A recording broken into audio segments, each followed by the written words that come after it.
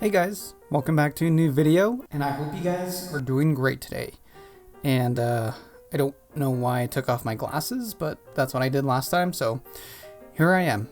Today, I kind of want to take a look at Native American horror on TikTok. Basically my people, so. And I think that should be a little fun. Did my voice crack a little bit right there? I think so. I do apologize because I am a little sick right now, so my voice might crack here and there. And the thing I forgot to mention, that the reason why I wanted to take a look at Native American horror is because last time we took a look at scary videos, scary Japanese horror videos on TikTok, and last year we took a look at scary AI videos. So that's the reason why I wanted to look at Native American stuff, kind of be a little diverse in that. I mean, I can look at different other cultures as well if you guys want me to, so I think that would be pretty fun to look at. All right, so now we are definitely going to be diving into it.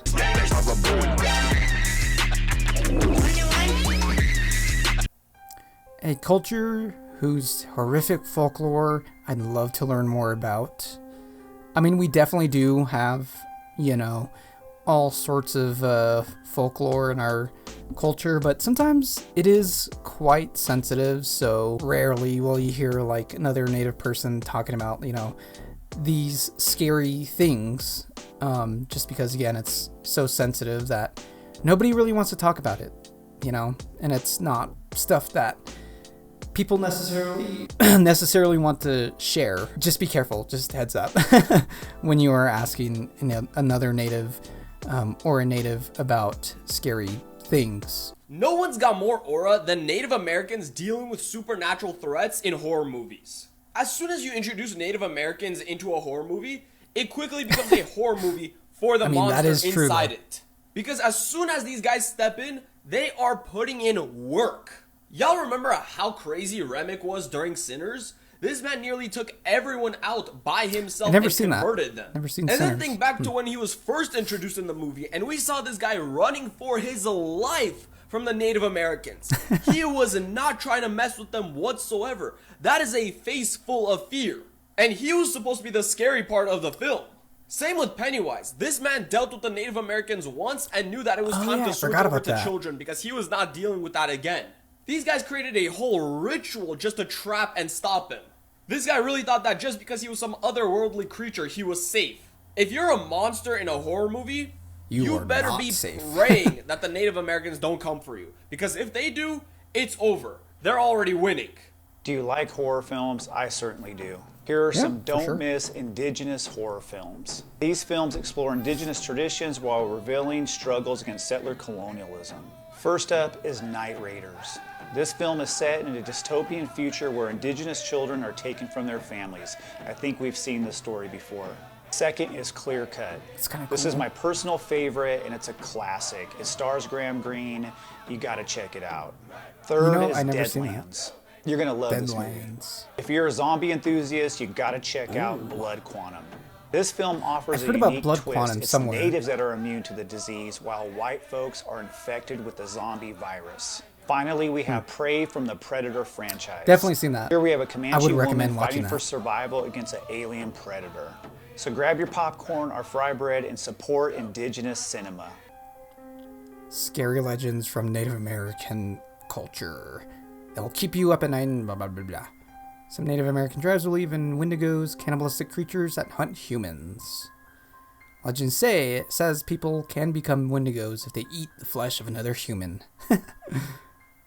While often depicted as deer-like creatures, Wendigos, according to natives, are actually slender humanoids that have gray something. Now, a tribe in the southwestern USA believe in skinwalkers. I don't want to say that. And coyotes can turn into almost any animals, but are commonly coyotes, foxes, bears, blah, blah, blah. Navajo believe people can become coyotes if they do something evil as something. Coyotes also possess the ability to do mind control and nearly impossible to unalive. Native Americans across the United States believe in thunderbirds, giant hawks that can influence the weather. The flap of their wings is said to be so powerful that it sounds like thunder. Thunderbirds are also believed to be the cause of lightning strikes during the storms. You know, we kind of do have something like that in our Navajo creation story of a big thunderbird. I'm not going to dive into it right now, and it's something that should be said in person versus being said online. But we do have something similar to a thunderbird, but it's mostly depicted as a monster bird. But this bird, it carries like thunder with it and it creates storms, I think it was, or the wings have storms with it, if that makes sense. Yeah, we do have something similar to that. And I do apologize about about me reading. I had to read that real fast. And the reason why I said coyotes is because I can't really say the other word. So if you ever see that word pop up, I'm just going to say coyotes, just FYI. Natives seeing an animal at night in front of our white friends. Four-legged. If he stands up, I'm going to shit myself. It's the four-legged. It's Native American Heritage Month, so I thought I'd share a couple of horror/thriller books by two Indigenous American authors. Sisters of the Lost Nation by Nick Medina takes place on a fictional tribe's reservation, and this reservation just recently completed a brand new casino hotel. The book follows a high school age girl who lives on the reservation, and she gets a job at the casino hotel as a housekeeper. She starts to notice that there is a very top floor for VIPs only, and she's seeing a bunch of native women and girls go up to this floor, but then they tend to disappear. Where the story really starts to take off is the main character's sister is one of those girls who goes up to the floor and disappears, so she spends all of her time throughout the story trying to figure out where these missing girls are going and what happened to her sister. This book tackles a lot of interesting and extremely relevant issues that are faced by Indigenous peoples. Human trafficking is a real issue that happens on a lot of reservations, and something that gets in the way of solving those crimes is not only just regular racism, but there is jurisdictional and police racism. This book really goes into detail about how if crimes happen on a reservation, there are reservation officers, but they don't have the same kind of authority as federal officers, but federal officers aren't too interested in solving crimes that happen on reservations. The book also explores gender and sexuality and what that means not only in the modern world, but also how that was viewed historically and culturally through the tribe's history. The Only Good Indians by Stephen Graham Jones follows four friends who grew up on a reservation, and they're being hunted by their past they've tried to run from for about 10 years. Four friends who grew up on a reservation go on an elk hunt and end up breaking some serious laws or rules of the reservation. And throughout that shame and guilt of breaking those rules, some of them left the reservation to try to live a different life. Some of them stayed behind and tried to atone for what they did and make the best of the situation. After about 10 years, weird things start to happen to the friends, even though they've gone their separate ways. They start to feel like they're being hunted by something or stalked by some dark entity that they can't really put their finger on. This book deals with a lot of really interesting themes about really what it's like to grow up and try to live as an Indigenous or even as just a brown person in a predominantly white society, and then trying to go back and reconcile with your past and your culture while trying to live in the modern day world. Yeah. This book has some really intense scenes of violence and horror, as well as a really excellent depiction of insanity that keeps you guessing as to whether it's actually insanity or if this person's actually seeing the things they claim to see. So if you're looking for something spooky to read during Native American Heritage Month, then check out Sisters of the Lost Nation or The Only Good Indians. So if you guys are into reading books, go find these books, seek them out, and read them. Remember when I told you about Native America's most haunted, the little people. So, okay. This. I told you that many people have heard of these things. They are just known by different names. Gnomes, sprites, leprechauns, pygmies, fairies, or dwarfs. But to the indigenous peoples of North America, they are known as the Little People. Tribal legends told by elders spoke of a race of these little people who lived in the woods near sandy hills and sometimes in rocks, located along large bodies of water, such as the Great Lakes. In some stories, they are often described as hairy-faced dwarves, and in ancient petroglyph illustrations, they are depicted with horns on their head and travel in a group of 5 to 7, sometimes in a canoe. Native legends often speak of the little people playing pranks on people, such as singing and then hiding when a person searches for the music.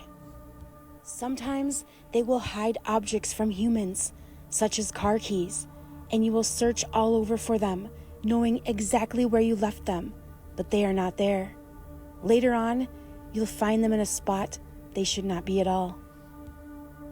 Many times it was told that the little people loved children and would take them away from bad parents. Other legends say that if a little person was seen by an adult human, they would beg them not to reveal anything about their existence. And if that human kept the secret for the little person, they would then be rewarded in times of need. From tribe to tribe, there are variations of what these little people's mannerisms were like, and whether or not they were good or evil. One of the common beliefs, however, is that the little people create distractions to cause mischief, and their existence has been documented almost to the beginning of time. Hundreds of years ago, Lewis and Clark reported in their expedition journals that Native Americans believed that these little people lived in nearby caves. They wrote of a tribe in the vicinity of Spirit Mound, South Dakota, that held a belief that the little people inhabited a mound nearby. Clark wrote that no member of the tribe could be persuaded to even approach the mound because they feared that these tiny devils, as they called them, were considered to be very dangerous. The compilation of video clips that you have just seen are all alleged sightings of these little people that were captured on film. And 2 of them, including this one, were filmed on a Native American Indian reservation in Canada. No matter what these beings are, most languages in the world have a word to describe them. And legends about their existence are a common theme throughout cultures around the globe. So tell me, what are your stories of the little people? In our culture, so Navajo culture, I don't think we have anything that has to deal with like little people. I mean, I could be way wrong, but from what I've heard, really nothing. But we are aware of like other tribes having like little people. I don't believe some of these videos because they do look fake and they look like they come from other parts of the world. But other parts of the world, you know, they have other different stories of little people. You know, you can't fully ignore it and just say it's not real or whatever. Who knows? You know, I mean, it could be fake, it could be real. And my watch just went off. My activity watch told me to stand up. And yeah.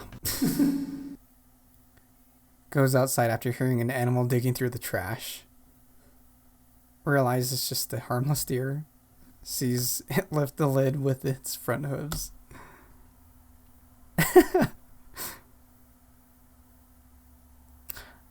That would be freaky, honestly. This guy always posts the most funniest videos. His name is Chi Jim. So I love his videos. I think he's a hilarious person. So if you're ever around on TikTok, give this guy a follow. Hold on. I do kind of have to get another Diet Coke. I do apologize. Hold on.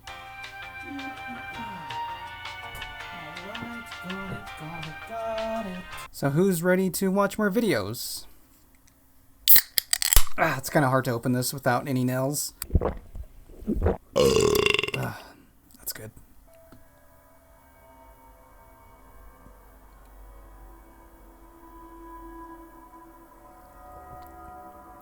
Tiahahan Ogopogo Lake Monster.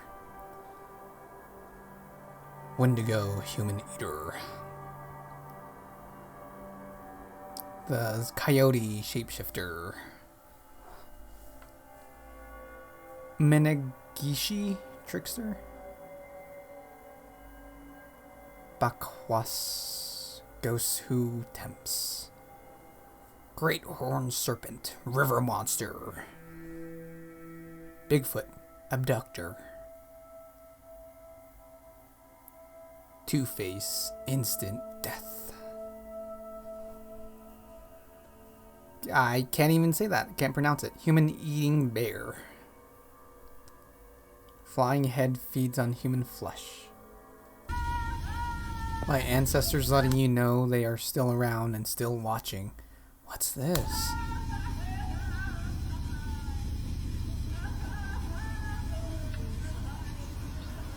Oh man.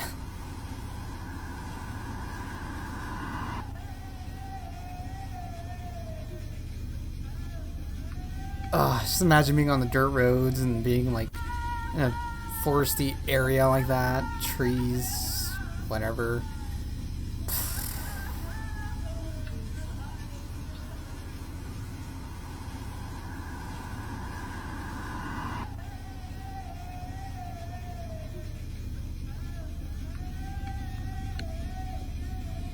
I mean, if it's like on the res, I can certainly believe that. That is scary. What does this say now? Imagine camping near a lake and you hear this. What would you do? What tribe does that come from, though? Doesn't say. Oh, hell nah. That's La La La Nah. Run and act blind. She takes you if you see her. La La La. I can't say that name. La Lordna? Something like that. Sounds like someone needs help. Maybe got hurt or something. Holy skit. I mean, maybe.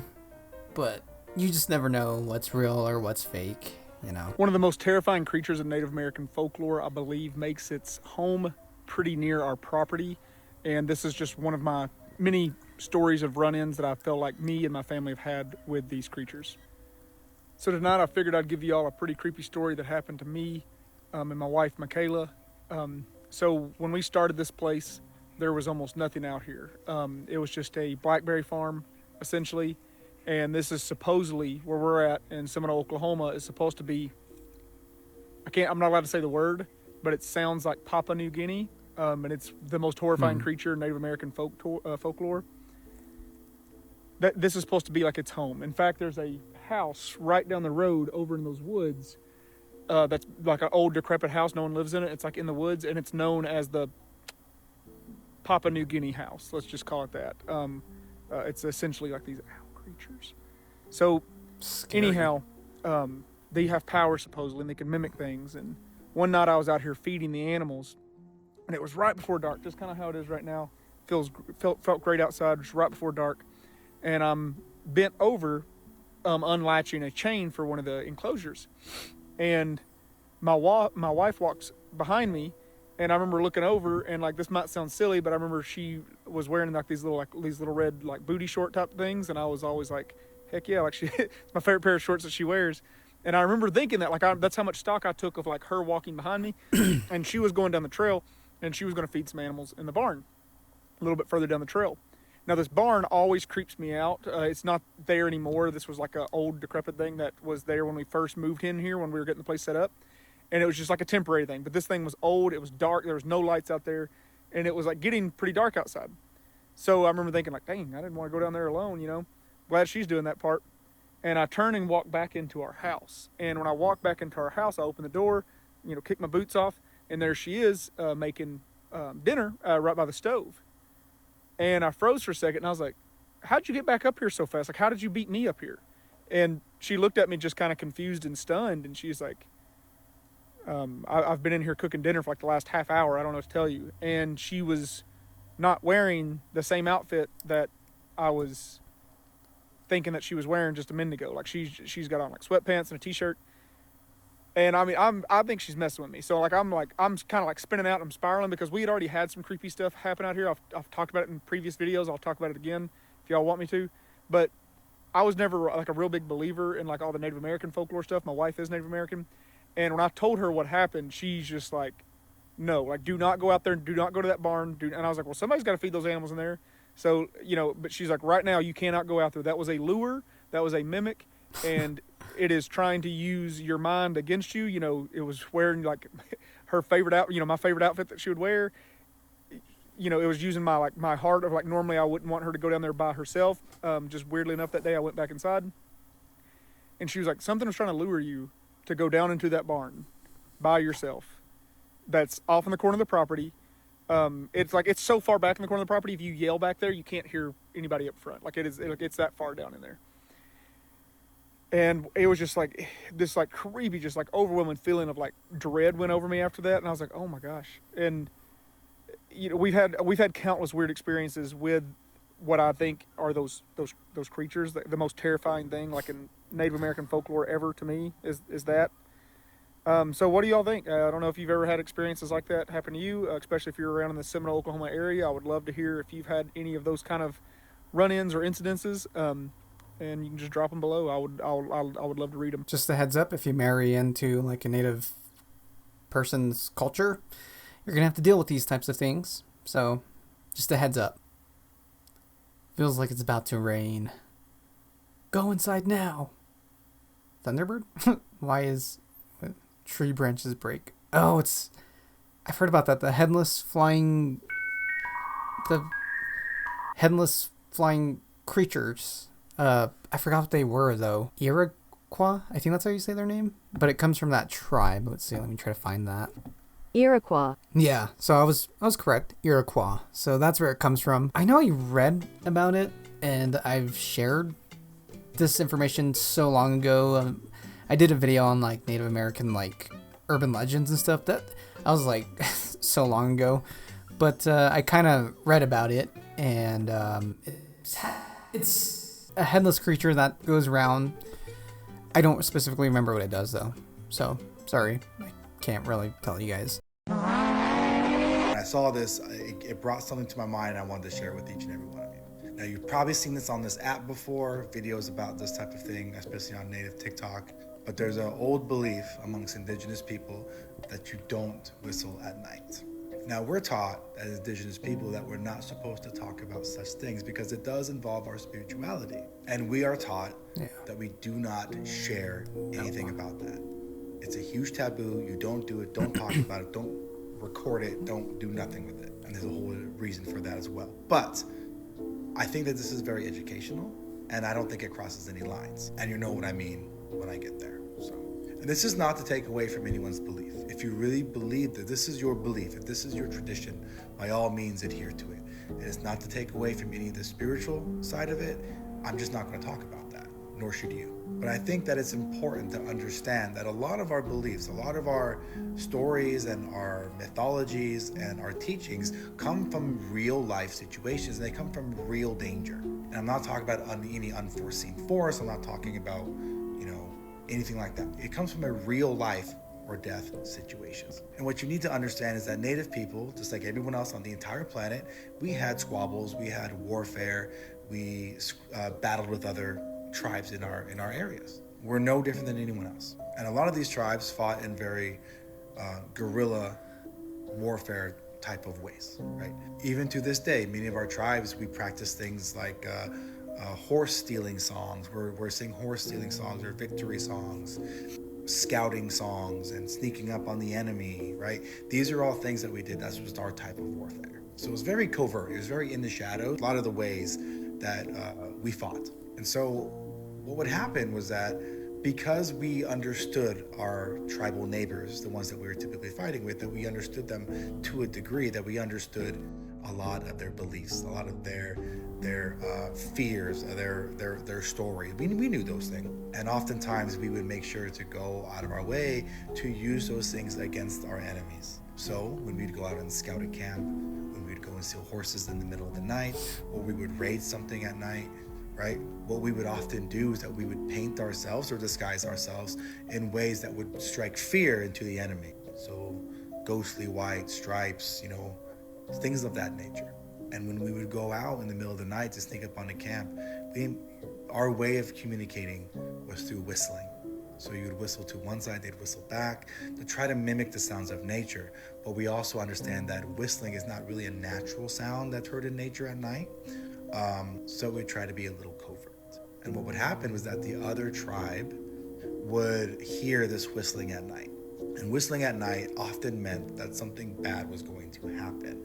Rather, they were going to get attacked and possibly unalived. But it also meant that they could be attacked and then survive to carry on these stories of horror, of ghosts, of ghouls in the night that would show up after a whistle. And over time of these things happening and survivors telling stories and saying they weren't attacked by an enemy, they were attacked by ghosts, they were attacked by spirits, they were attacked by something, that it evolved over time into this belief that whistling calls these things into you. And that's kind of where we're at today. Now again, that's not to take away from anyone's belief. Not taking away that away at all. That's a whole different conversation and not one for this platform. But I did want to share that because I do think there's some validity to it, and I think it's very educational. And it's also something that I get asked a lot. So I wanted to share that with you guys. So hope you enjoyed it. Man, this guy's just like really sharing facts, honestly. So again, go follow him. Growing up on the res, my uncle once told me, oh, this guy's really good. I wonder if I should do like another separate video on this guy, but he tells like scary stories about like the reservation and stuff. The way he talks too, it's just like it's very eerie. So it's good. It's a good TikTok channel, so I would recommend watching him. This says, teaching from the res, did you grow up with these when it comes to dogs or any other pets? Alright, so this is like pretty much a 7-minute video, but I think we should listen to what he has to say. So get prepared to be freaked out. That we need to kill our pets right away if they ever spoke. That they curse you if you don't. Have any of you ever heard this? Or something along those lines? I don't hear this quite often. And not just with your own pets. More like any animal that ends up talking. A speaking animal. Well, I have something to share. But before you even say anything, I want to say this is the reason why we don't speak to outsiders about certain things, even to other indigenous people belonging to different tribes. Why? Because there's still so much to learn and we shouldn't judge another culture when we don't understand their ways yet. So many people don't even know one word of their own people's language, culture, or beliefs, yet they want to talk about one's own teachings. But anyways, that's a story for a different day. This is why in my tribe, we're familiar with the following teaching. Always be careful with what you say, because a little bird can take your own words to town. I'm gonna stay anonymous and I'll say what tribe or where I'm from, because you know how people can be.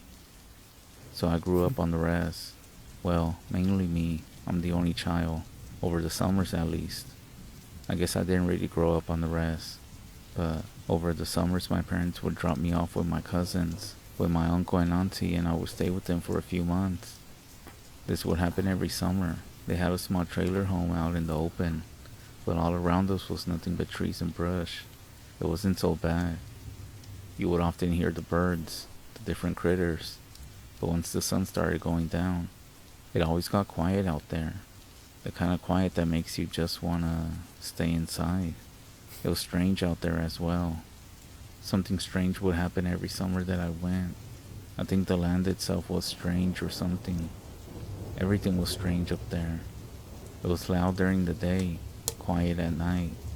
So the yard was full of patches of grass missing here and there, with everything else consisting of dirt. A few old cars parked out front that didn't run no more, that my uncle always kept. Somehow he always promised to work on them, but they had been there so long that they became part of the place. I saw them every summer, and I would ask him about them, and he always said he was in the process of restoring them. And a few yards in front, there was a big pole that my uncle would hang certain banners, flags, or other things. They also had a small shed. It was out in the back, but we didn't go there much unless we had to. And no, this isn't a story about a haunted shed. Anyways, this one summer, the last summer there, I was outside playing with my cousins. I was a bit older than them, even though I was a teenager. When out of nowhere, this random dog shows up. I swear, it happened out of nowhere. But the thing looked off from the start. Its mouth was long and wide. At least it looked like it was always smiling. I assumed it was a different dog breed that I hadn't seen. But the way it smiled, it seemed really creepy. Something about it didn't sit right with me. But when my uncle saw it, the dog quickly ran to him and started playing. I guess the poor dog hadn't seen anybody in so long. Out there, stray dogs were common. Sometimes dogs wandered off from other homes around the res, and eventually the dogs found themselves into someone's home. So of course my uncle took them in, just like everything else in this property. And well, for a while, the dog just stayed around, sleeping outside, laying down in the shade, and my uncle and aunt would sometimes feed it. It was real friendly, always following us when we walked around outside. As much as I said it was creepy, we did start getting along. But just as we started, everything went south, as you all like to say. One evening, I was taking out the trash. It wasn't fully dark yet, but it was starting to. I stepped outside through the front, but the dumpster for the trash was in the back of the trailer, so I had to walk around. As I was walking, I swear I heard someone singing coming from the back. Now remember I told you that at night everything got quiet? That was the strange part. Nowadays you hear crickets chirping and different critters at night. But over here, literally everything got quiet. So when I heard it, it startled me. It sounded like a woman's voice, soft, almost like somebody was humming. I thought that maybe it was my auntie, but as I hit the corner of the trailer to get to the back, the humming stopped, and I didn't see anybody. Well, alright, maybe it was her and she went through the opposite side. As I threw the trash in, I turned around. All I saw was that damn dog sitting there, staring at me. It wasn't wagging its tail or moving. It was literally just sitting there, looking at me. It was sitting down the way I came, so fuck that. I left it alone and went back inside, but through the opposite side. Good thing this dog was an outdoor dog at this point. So that night, you might guess what happened next. I couldn't sleep. I kept hearing that humming sound, except this time, it was by my window. At first I thought it was just the wind. Not sure if you have ever left the window a bit cracked or something, but it sounds like a whistle when air is finding its way through. But then I really listened and it changed from what sounded like humming to like whimpering, like somebody was crying. Eventually it stopped, and I guess I fell asleep because the next day I told my auntie about it, and it turns out they also ended up hearing it. Everyone was kind of uneasy, which made it worse because if your family gets quiet about something like that, you know it's not good. And mind you, we were supposed to have a ceremony the next day. So that morning, I was helping my auntie cook breakfast. My uncle and cousins were outside setting up the tent in the back, where the ceremony was going to be conducted. I figured I would take them some coffee, or see if they need anything. As I stepped outside, I glanced up at the post that I told you about that was in front, just out of habit, and that's when I saw it. A big ass owl sitting right up there, staring down at me. My stomach dropped. Everyone knows what that means, especially around here. So that was a pretty scary story. I don't know if I really want to talk about that, but dang. You know, I kind of had like a similar story of like hearing like something out late at night. I guess I can tell you guys just quickly. I've mentioned this before somewhere in my videos. I don't specifically remember where. Okay, so this took place like 2009, something like that, when I was like in middle school. Yes, I'm old. But he stayed over at my place one time, and it was at night. And when you're on the res, you kind of dump your food out to the animals or whatever might want to eat that, you know, the leftovers. So we live right next to a river, and it goes down, and usually, you know, we dump the food over the cliff. We don't dump the food in the river, but we dump the food like off the cliff, and we give that to like whatever dogs or, you know, whatever's out there. So we're not being like wasteful, just FYI. One late night, me and my cousin, we dumped out the extra food that we had, the leftovers, the non-good food, and I guess like when we were dumping it out, and we were talking, and then all of a sudden we just heard like this loud scream that sounded like a woman, and we stopped for like maybe a few seconds. You know, as soon as we heard it, we went silent, and we were just listening, and it lasted for like a few seconds. And then when it stopped, we just looked at each other like, did you hear what I just heard? And we're like, yeah, we heard what we heard. So that was just like a little experience that I had. Also, the thing is that since we live right next to a river, it's kind of like, there's a lot of trees. I guess it's kind of foresty, if you want to say. So there's going to be like animals out there. My explanation was maybe it wasn't like anything spiritual or something like ghosts or anything like that. It was just more of like an animal scream, and I think it was like a fox scream. And fox screams tend to sound like a woman. But yeah, that's all I wanted to share. That was my little scary story. Maybe one more video, and it'll be from the same guy, Haunted Eden.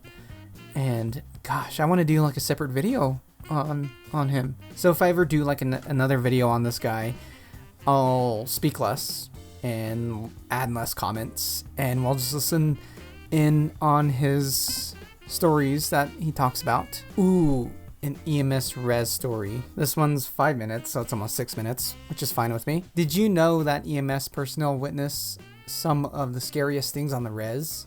From witchcraft, creepy, bad medicine, coyotes, and other things. Alright, so this one should be interesting. We had a call one night that I still don't really like thinking or talking about it because of what happened. It was out in one of those isolated parts of the res.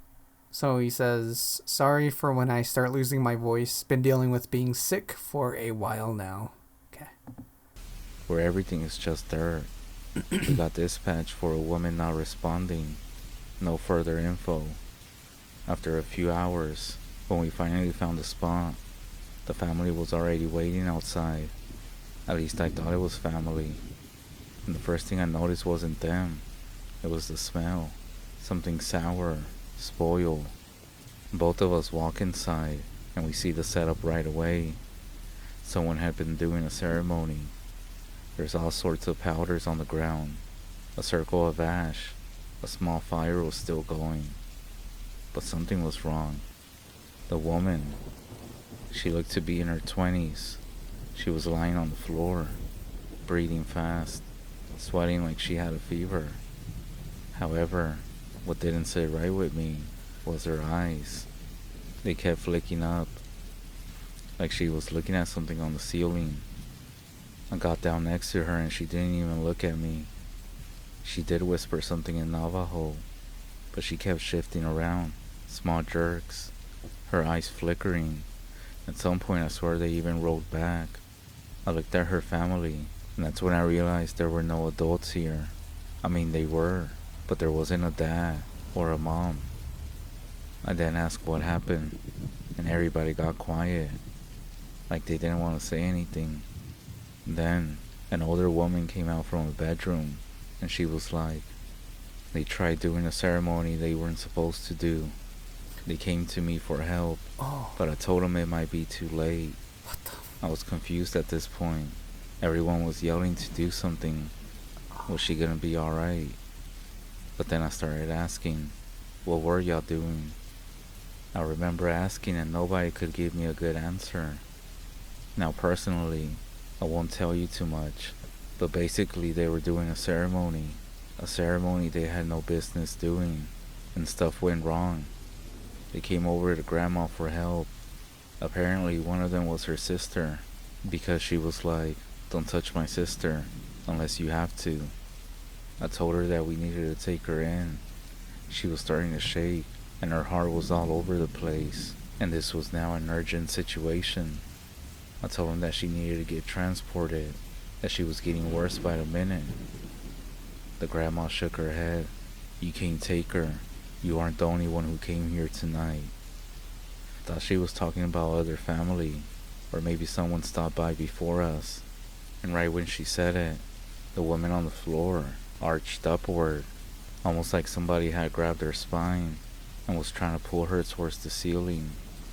She then let out this sound, not a scream, more like a growl. Her eyes rolled back, and then she yelled out my coworker's name. He stumbled back, and he swore that he felt somebody grab his shirt, even though nobody was behind him. The grandmother then suddenly screamed at us, "Leave, now. If you want to take something with you, stay. If not, go. We'll take care of this on our own." We backed out, and as we're passing through the doorway, the woman on the ground, she turned her head to us and whispered something that we couldn't hear. We loaded our gear, didn't even secure half of it.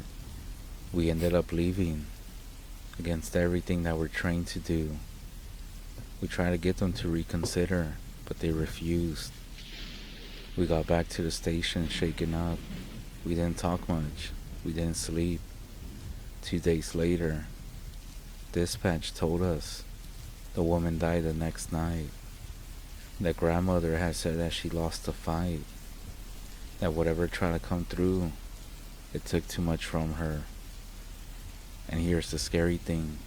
The grandma said that they didn't blame us. She said the ceremony was their mistake, but they were glad we left when we did, because, in her own words, it wasn't there for her. It was looking for someone else.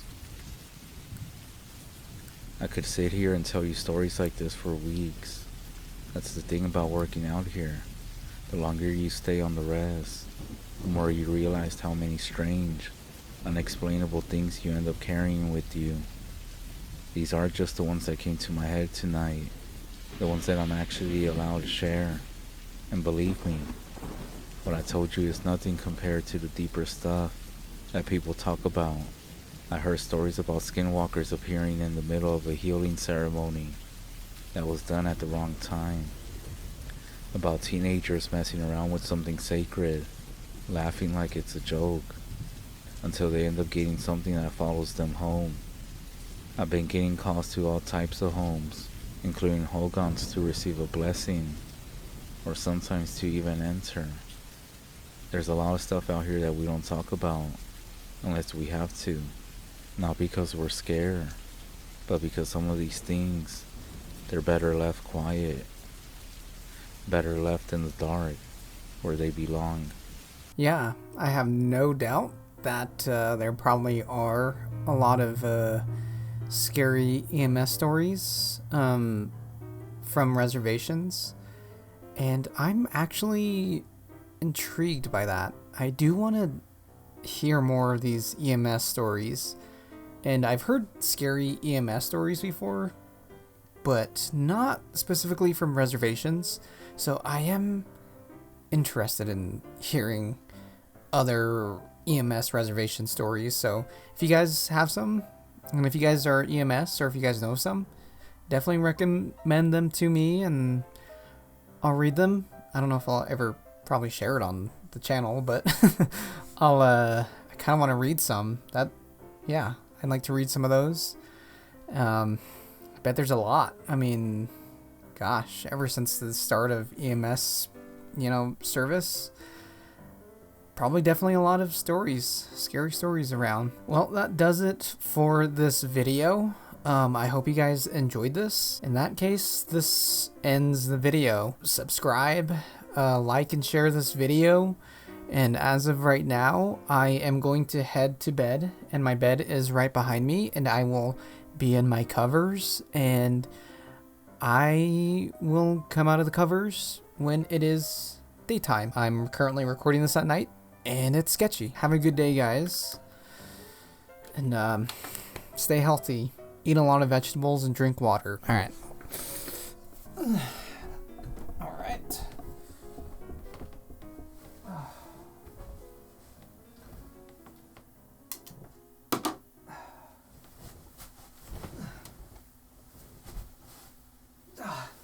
can't forget my heavy blanket.